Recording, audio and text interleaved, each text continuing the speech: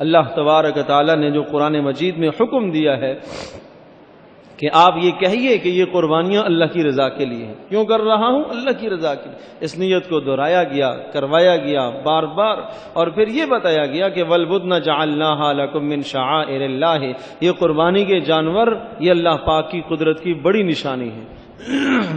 شعیرہ اس نشانی کو کہا جاتا ہے کہ جسے دیکھ کر انسان کو اللہ یاد آتا ہے.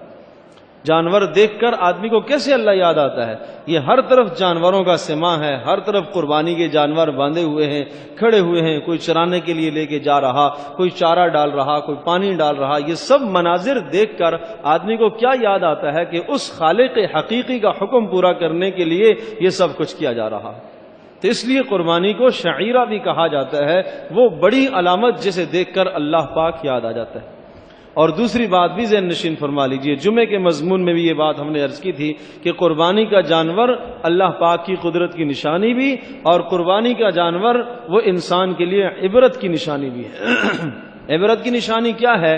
کہ انسان اسے کھلاتا ہے، پلاتا ہے، اور 2-4 دن کے بعد اسے ذبح کر لیتا ہے، اور وہ مالک کے اشاروں کو مان رہا ہوتا ہے، مطیع اور فرما بردار ہوتا ہے. کتنی بڑی جسامت کا جانور، وہ 5 من کا ہے، وہ 6 من کا ہے، وہ 10 من کا جانور ہے.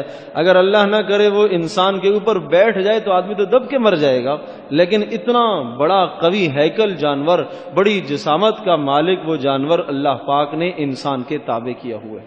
انسان کے لیے عبرت ہے اس میں. اس لیے کہا کہ وَإِنَّ لَكُمْ فِي الْأَنْعَامِ لَعِبْرَةً، یہ جانوروں میں تمہارے لیے عبرت ہے. عبرت ہے کہ آپ ان سے فائدہ حاصل کرتے ہو. یہ تمہارے لیے بنائے گئے ہیں اور تم اللہ کے لیے بنائے گئے ہو. یہ ساری چیزیں آپ اور میرے فائدے کے لیے ہیں، لیکن میں اور آپ کس لیے ہیں؟ ہم اللہ کے لیے. تو اس میں عبرت یہ ہے اور اشارہ یہ ہے کہ انسانوں ان جانوروں سے سبق حاصل کرو کہ یہ تمہارے مطیع اور فرما بردار ہیں، تم اللہ پاک کے مطیع اور فرما بردار بنو.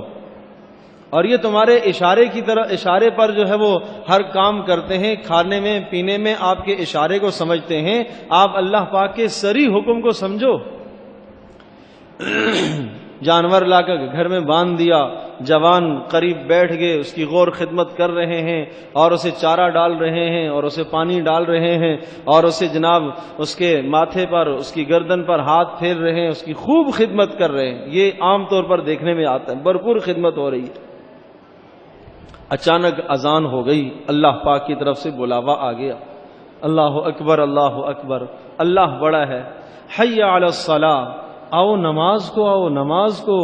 حی علی الفلاح، آؤ کامیابی کی طرف. یہ ہے کامیابی کا راستہ. تو گویا کہ یوں سمجھ لیجئے کہ یہ جانور بزبان حال اسے یوں کہتا ہے کہ میرے گلے پر چند دنوں کے بعد آپ نے چھرا پھیرنا ہے اور مجھے تو نے ذبح کرنا ہے، اس لیے کہ جناب میں تیرے حکم کے سامنے تابع ہوں، اور میں نے اپنی جان کو تیرے لیے قربان کر دیا. تو نے اپنی مالک کے لیے کیا قربان کیا ہے؟ اس لیے میرے عزیز دوستو، اس میں بڑی عبرت ہے. سمجھایا گیا ہے کہ یہ جانور تمہارے لیے عبرت ہیں، یہ اللہ پاک کی قدرت کی نشانیاں ہیں، انہیں سمجھیں. اور اللہ نہ کرے اللہ پاک اسی جانور کو انسان کے خلاف باغی کر دے، اور اس کے دل میں جو اللہ نے روب ڈالا ہوا ہے انسان کا، اور وہ انسان سے ڈرتا ہے، انسان کے اشارے پر چلتا ہے، اگر اللہ پاک اس روب کو کھینچ دے، واپس لے لے اور اسے باغی بنا دے، تو انسان کیا کر سکتا ہے؟ وہ تو آدمی کا گھر ہی توڑ دے گا. تو اللہ پاک نے اس لیے ارشاد فرمایا کہ ان جانوروں میں تمہارے لیے بڑی عبرت ہے. تو یہ 2 مقاصد ہیں، دونوں چیزوں کو اللہ پاک نے ذکر فرمایا کہ ان کو دیکھ کر اللہ پاک کی قدرت یاد کرو اور ان سے تم عبرت حاصل کرو. اور یہ جو قربانی کا عمل ہے یہ خالص اللہ کی رضا کے لیے کرنا ہے.